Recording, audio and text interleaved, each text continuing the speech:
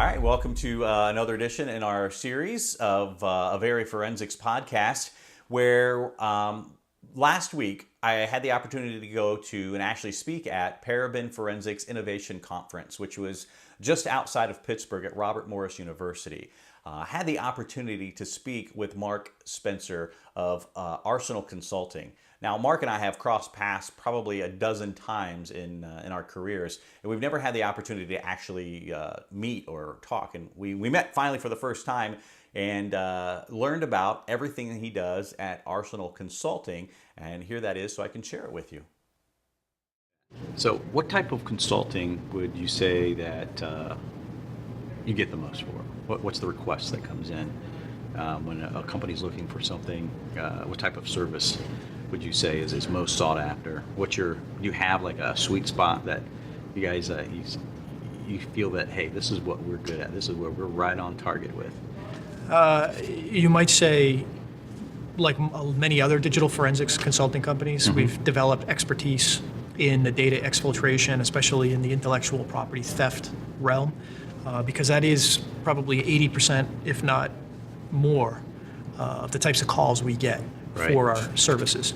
So the intellectual property theft, trademark infringement, employment disputes, those are the orbits that we operate in most of the time. But then we also do some pro bono work occasionally.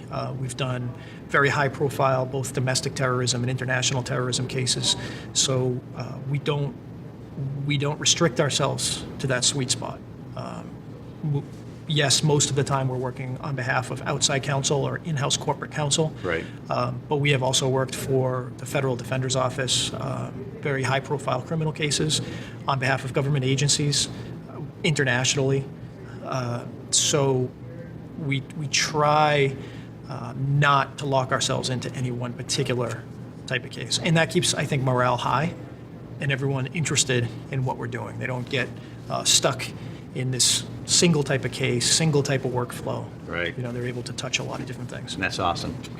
Keeping them well versed in everything that they do is key. Is absolutely key. Now, obviously, you spoke here at the conference, and get feedback from, because I always ask, what do you think of that presentation? People are like coming out pale-faced. Now, I'm not sure what you talked about. We're not going to get into what you talked about, but a lot of people were freaked out what you talked about. So, and that just tells me that it was an awesome presentation. The fact that you were able to relay information to the folks here, because we got a wide range of people here. We got students, you got people that's been in the field for a week, and you got people that's been in the field for 20 years that are here, and they appreciate the fact that you came to kind of share some of your knowledge and life experience with them, and we appreciate it. It's freaking awesome. Yeah, thank you. And we're very fortunate at Arsenal that the lawyers involved in many of our cases in the Middle East have given us the option of discussing our casework with very, very few restrictions. And at some point in the future, I think even those few restrictions will be lifted. But the other reason I think we're so fortunate is not only because they're letting us discuss our casework, but those also happen to be some of the most technically compelling and interesting and fascinating and even dark cases we've ever been involved in terms of evidence tampering and the context, the human cost involved with some of those cases. And to a large extent, our work over there has been done pro bono. So the stars in some ways have aligned where we've been able to do some good for people, really express what has happened to some incredibly important electronic evidence and have the opportunity to talk about it. That's awesome. So it's always interesting to talk to someone in your position. I come from a world and kind of commingle in my law enforcement world, and I don't understand a lot of what goes on in the private sector side.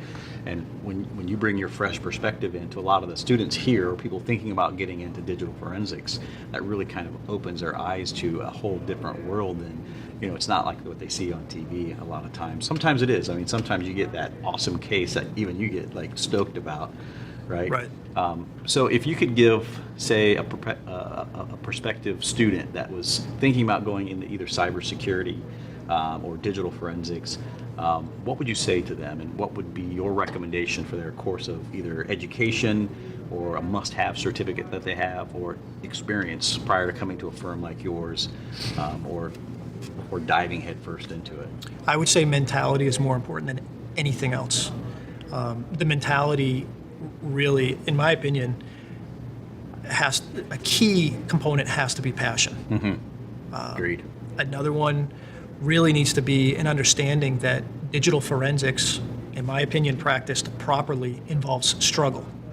If there is no struggle, if there is no aggressive devil's advocate, if there is no respect for things like confirmation bias and trying to avoid it, then it's probably not the right thing to be involved in. And that's not to say, oh, well, the digital forensics courseware that some of the prospective practitioners have been through is useless. It's not. It's incredibly valuable for potential careers in information security or information technology. There's all kinds of cross benefit here with this casework. But in the past, when I was an adjunct professor, I tried to really stress for my students that this is not going to be easy. It's not supposed to be easy. You need to second guess yourself at all times. Right. You really there's a serious calling involved here, and it's going to require passion, and you're going to be very frustrated. And I've been honest with some of my classes in the past and told them there have been times where I thought, is this level of stress worth it? You know, some of the blowback that we've received on some of our cases, for example, especially the international ones, is this worth it? Can I do this for the rest of my career? You know, but ultimately, I think that there can be a lot of adrenaline and positive, really positive things that can happen once you go through this struggle and you come up with these authoritative findings. And maybe they help your client, maybe they don't help your client, but you're comfortable in the fact that you gave them accurate information. Right. You know, they can then act on accurate information, not guesswork. It brings, you know, the best of kind of both worlds. You know, it kind of brings that satisfaction to the inquiring mind. You know, that wanting to know what happened, what the truth is. Yet it gives that element of geekiness that really gives us that satisfaction. that it takes that personality. It's a weird personality, really, if you think about it, because, you know, it's investigative. You really have to have that mindset, and I think someone just learning forensics is going to have a challenge on the investigative side. Would you agree with that, or what are your thoughts there? I think it's possible and likely that whichever end of the two typical ends people enter the field in, whether it's via law enforcement or whether it's via computer science, there's going to be some really fundamental issues that have to be confronted. But I also believe pretty fervently that if you have the passion to do the work, you will figure it out. You will do what you need to do. And I've seen students here at this conference that I've spoken to, and they've said, yeah, I came here on my own dime. A couple, I said, well, did your current employer pay for any of your travel expenses or anything? And they said, no, we're here on our own dime. That's great. Yeah, a couple other people, professionals in other fields who are actually law enforcement as well, who are just by virtue of coming here without having any expenses paid, without being given the time off, you can kind of get a sense for, okay, they're passionate about this stuff. They are really interested in digital forensics, and they understand, you know, there's a certain level of commitment here that may not exist in some other areas involving information technology, responsibility. No, I agree. Absolutely, 100%. It's awesome because when it catch you on that subjects of the digital forensics and the investigative side of things, you can see that passion starting to come out in yourself. And how long have you been doing this? Like I'm going to date you now. Yeah, closing in on 20 years. Okay, awesome. Yeah. And I could see the passion still coming out. It's a field that you really have to love to stay with it. And obviously, you're a great example of someone who's done that and built a successful business. I think it was it 2009 you told me that you started? Mid 2009. Mid 2009? Yeah. Okay, that's great. And you're still going strong, and you're located in Boston, or outside of Boston in that Bostonian area? Just outside of Boston, on the other side of the water, in Chelsea. Okay.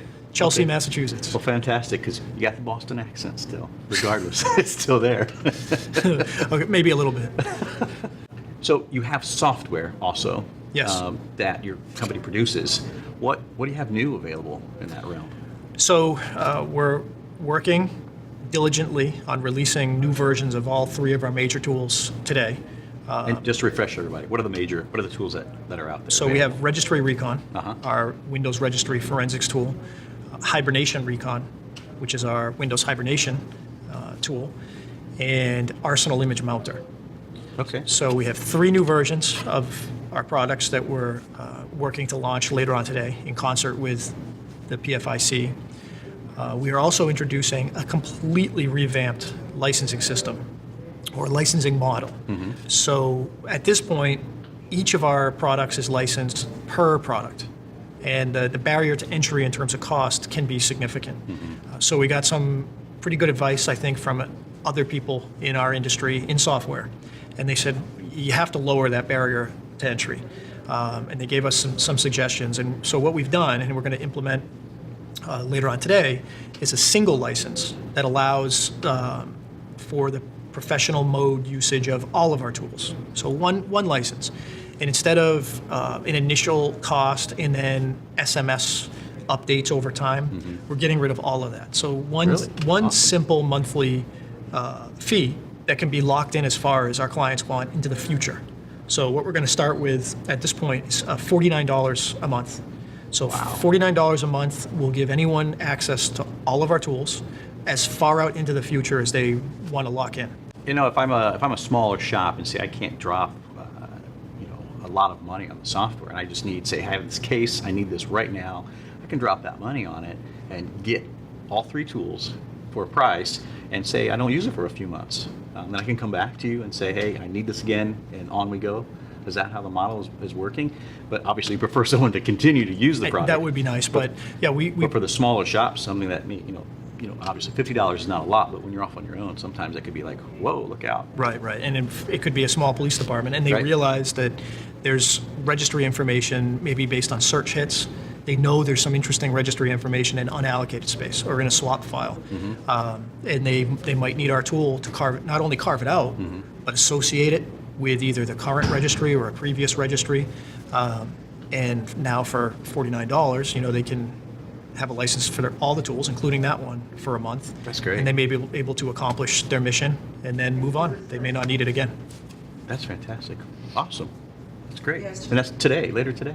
Later today. That's great. All right. Hey, thank you so much Thank you. again. I appreciate it. Thank you.